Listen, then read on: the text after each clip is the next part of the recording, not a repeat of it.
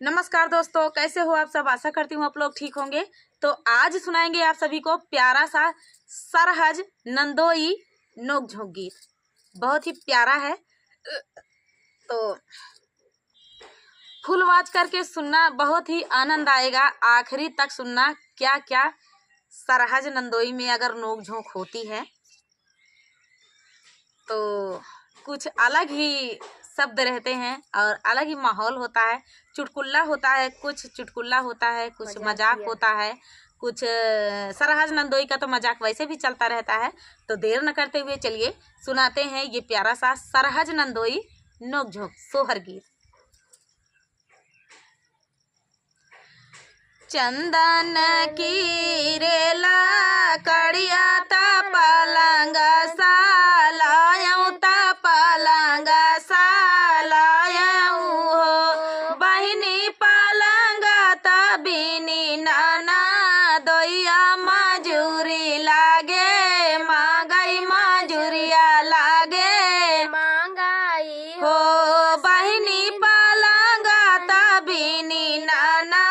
दोइया मजूरिया लागे मांगई मजूरिया लागे मांगाई हो सरहज दैना देती हूँ हमारी मजूरिया मालिया का जाबाई मालिया का जाबाई हो सरहज दैना देती हूँ हमारी मजूरिया माला अपने जाबाई मालिया अपने जाबाई हो इतनी बचन सुनाई सरहज ता सुनायु ना पावई ता सुनायु ना पावई हो जी जालई ना लेता शेर भरा सोनवा सावाऊ शेरा मोतिया सावाऊ शेरा मोतियाई हो जी जालई ना लेता हासूला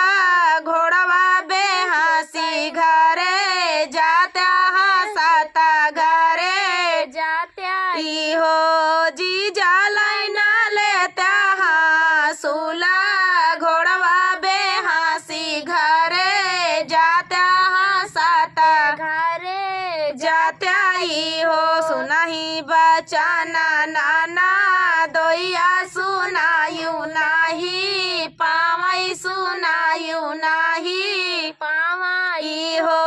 सरहज नाही ले बैसेर भारा सोनवा सावाऊ शेरा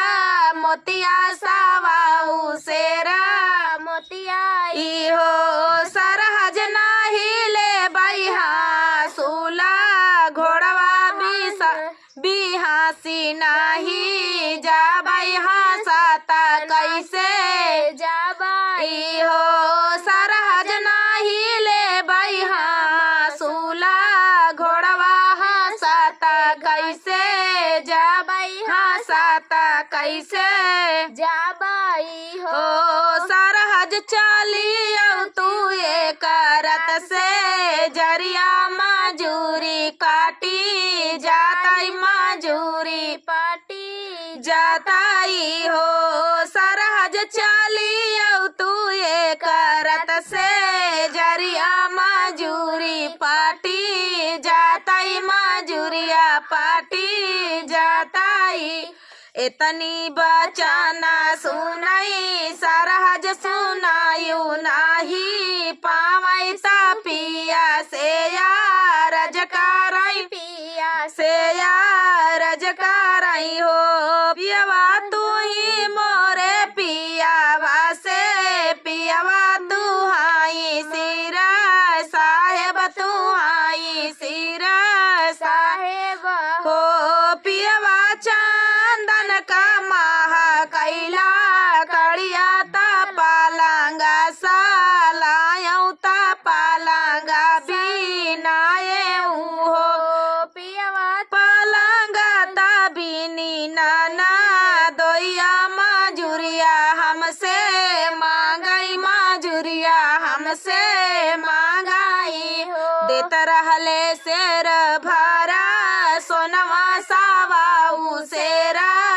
मोतिया सवाऊ सेरा मोतियाई हो पियवा देते रहले हाँ सूला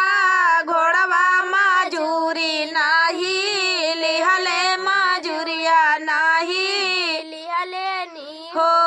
पियवा देता रहले हाँ सूला घोड़वा मजूरिया नाही लिहले मजूरिया नाही लिहले हो पियवा वो तो मांगाई तोहरी रानियवा ताया पानी से जरिया ताया पानी से जरिया राइनिया बीतई है मजूरी तबा पाटी है मजूरी तबा पटिहाई हो इतना जा सुना ले हाँ पियवा ता माना ही भी हंसी गाये माना ही भी हंसी पाड़े हो रनिया कहना लेती सोला हौसी गरवाता मांगी भर से धुरवाता मांगी भर से नूरवाई हो रनिया दैना ले तू झोपेदार कजरा नन दोइया मनवा राखौ नन दोइया मनवा राखे हो रनिया दैना ले तू झोपेदार कजरा नन दोइया मनवा राखौ नन दोइया मनवा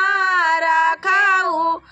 कैली हली सोला हौसी गरवाता मांगी भर से दूरवाता मांगी भर से धुरवाई हो या बदाई लिहली नायना का जरवा नन दोई लागे गैली नन दोई लागे चलली नी हो आबादाई लिहली नायना का जरवा नन दोई लागे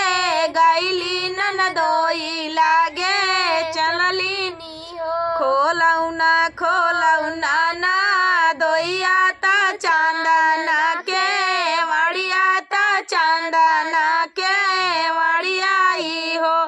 अब हाजिर बाटे तोहरी से जरिया मजूरी अपन पटवाऊ मजूरिया अपन पटवाऊ हो